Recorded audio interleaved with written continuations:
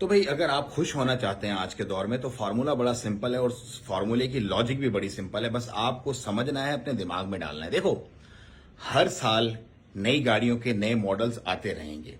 हर साल नई वॉचेस, नई जो प्रॉपर्टीज, नया जो है वो ब्यूटी, नया फैशन सेंस, हर चीज नई से नई होती रहेगी। अब आप अगर उसकी तगोदो के लिए लग जाओगे, उसकी भाग दौड़ में आप लग जाओगे कि नया से नया, बेहतर से बेहतर, तो कभी खत्म होने वाला है नहीं।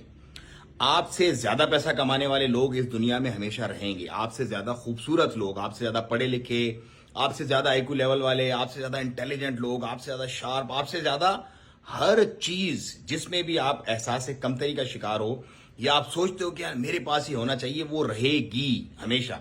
तो अब आप खुश कैसे हो सकते हो इस सारे के सारे सिनेरियो के बीच में?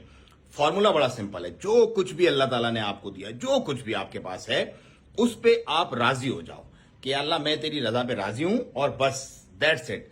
जिस दिन आपने ये अपनी मेंटल लेवल कर ली, नफ्से मुतमइन्ना की हालत में आप आ गए, उसके बाद आपको अपने छोटी सी झुग्गी भी जो है ना, वो बहुत बड़े महल से बहुत ज्यादा अच्छी लगेगी। आपके पास अगर टूटी फूटी साइकिल भी है ना, तो वो आपको लेटेस्ट मॉडल की जो गाड़ी देख के आप एक दिल में आपकी एक चाह आती है लेने की, उससे बेहतर लगेगी। आपकी औलाद, आपकी बीवी, बच्चे, आपकी हर चीज आपको इतनी बेहतरीन लगेगी कि दुनिया की कोई चीज उससे अच्छी नहीं लगेगी। तो एक छोटी सी एक एडवाइस है कि खुश रहना है तो उसी पे खुश रहो जो अल्लाह ने आपको दिया है, क्योंकि आपके पास जो है वो लाखों करोड़ों लोगों के पास वो भी नहीं है।